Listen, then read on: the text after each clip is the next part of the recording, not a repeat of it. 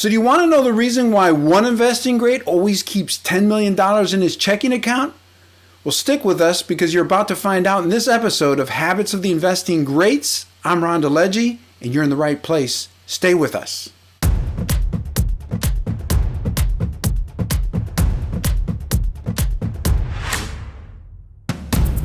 None of us are born with habits.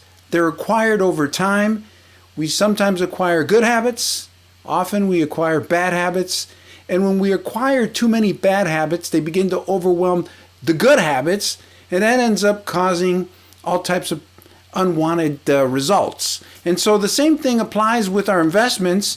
The inspiration for this particular video series is taken from my book, Habits of the Investing Greats, where I outline 26 habits, and then I link each one of those habits to an investing great. Now, some of these investing greats became legends by long-term buy and hold investing. Others became legends by using leverage. Some traded their way to fortune. Others invested in young pre-IPO companies. But regardless of their exact method for achieving great fortunes and success, the habits for getting there are the common thread that binds all of them. And so in today's episode, I'm going to highlight just one habit. I'm going to link that one habit to one investing great, and then I'm going to tell you what to do about it. Now remember, if you carefully study and emulate the greats, just one habit at a time, I am confident that you're going to see a positive difference in the profitability of your own investments. And if it's your first time here, be sure to subscribe to this channel and post your comments below. Let us know how you've been enjoying the program. Hit that like button if you enjoy our content. And so let's get started. Let's take a look at this first habit, and it's the only habit we're going to discuss in today's episode. It's that of being focused. And focus, when we dissect that particular word, you'll notice that I'm using it in this particular context as a verb. And so focus, when we dissect the word, it's to concentrate or center our attention on something. And the goal for all investors is to really have a profitable outcome. If you're investing for any other reason where profits are not the first and foremost goal, you're doing it wrong. So to focus means to direct our attention to the factors that are contributing to profitable results. Things like reducing the cost of our investment portfolios, minimizing taxes, controlling risk, staying organized, having a written investment plan. These are all things that bring us closer to our goal of a profitable outcome. Now, my wife is such a nice lady. She rewarded me for one of our anniversaries with some beautiful binoculars, and we live pretty close to the beach. And when I bring my binoculars along with us, I sometimes hit the jackpot because I'm able to see way out in the distance of the ocean, and I sometimes see whales and dolphins just swimming by. And thankfully, these binoculars help me to see that. Without the sharp focus of my binoculars, I can tell you that I would never, ever be able to see these amazing sea creatures. And sometimes we're focused, but we also need to refocus because we're so busy or we're so distracted from our daily routines. It's nice to be able to go to the beach and see the nature and enjoy it. But sometimes all of this stuff, these routines, working, daily family life, the daily stress, the daily pressure, sometimes we miss and get overwhelmed by a lot of stuff that causes us to lose focus. And so each day we're assaulted with news reports, information, when you think about it, that doesn't really make us any smarter. It doesn't improve our lives. And more times than not, it depresses us or distracts us.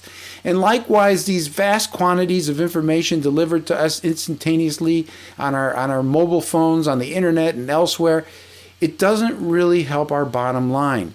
As the great Philip Fisher once observed, he said, quote, "The stock market's filled with individuals who know the price of everything but the value of nothing." Anybody can quote you the price of Bitcoin or Apple or whatever else, but really understanding the intrinsic value of what stuff is worth, that's a whole nother discipline in itself. Now, getting back to focus, how do the investing greats conquer this distraction? Well, by focusing and refocusing on what truly matters in the context, again, of investing. For example, instead of fixating their attention on the microeconomic events or other irrelevant data, the investing greats are on the prowl for a deal. They're always looking for a deal, right? What companies in which sectors can they acquire at bargain prices? Which pieces of the market are maybe mispriced? Where is their unrecognized value? These are things that we can do ourselves. We want to emulate the investing greats. So we're going to link this to Charlie Munger. That's, of course, Warren Buffett, his sidekick. And he had this to say. He said, the way to get rich is to keep $10 million in your checking account in case a good deal comes along. Well, that's a cute thing for Charlie to say. And when you're already a billionaire, keeping $10 million in the checking account, well, that's tip money. But never mind the actual dollar amounts that we're discussing here. Pay close attention to the strategy that he's recommending.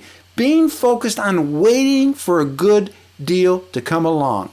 And I think that's great advice for everyone, even those without $10 million sitting in the checking account. Don't get distracted by the dollar amounts. Focus on the strategy, being observant and also being ready to pounce when a good deal happens, when it comes around. Maybe it's during a market correction, maybe it's during a bear market, maybe some other opportunity comes along where you've been watching something that you've wanted to own for quite some time and all of a sudden it goes on sale. Well, be ready to pounce. And again, that doesn't matter how much you have. It's something that we can all practice in terms of our habits. One more point. The art of focusing has much broader applications to how a person manages their entire portfolio. It doesn't just apply to how we pick the individual pieces, whether that be individual cryptocurrencies or individual stocks or ETFs or whatever else. So rather than obsessing on which particular assets we're going to acquire at bargain prices, look at your overall portfolio. Look at the big picture and make sure that the entire assembly of assets that you've put into that portfolio, that's driving you closer to your goals and that you're moving ahead and you're progressing towards your ultimate objective. And so what are the key takeaways from today's program? We're almost done. So here's a couple of points that I want you to remember. Disconnect from distractions like news media, social networks, other things that could interrupt you or sidetrack your attention from what truly matters. Learn to say no to people or things that may be pulling you away from your financial goals. Stop trying to control external events that are out of your reach. Instead, control the internal activities within your investments that you can have some influence over. Things like minimizing costs, cutting taxes, reducing risk. I like to use self-talk. Have those mental conversations that reinforce your goals, reinforce what's important to you. Learn when we become out of focus to refocus. And this takes a lot of self-awareness, right? Because you need to realize that, hey, I'm losing focus, and then you catch yourself, you refocus, and then finally visualize whatever it is, your definition of success, and see yourself realizing it, see yourself enjoying it. And that's it.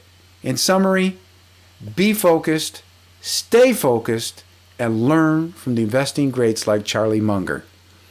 And so, if you've enjoyed today's episode, be sure to subscribe to ETF Guide TV. Check out my grading service at portfolioreportcard.com. You can also buy my book, Habits of the Investing Greats, at amazon.com.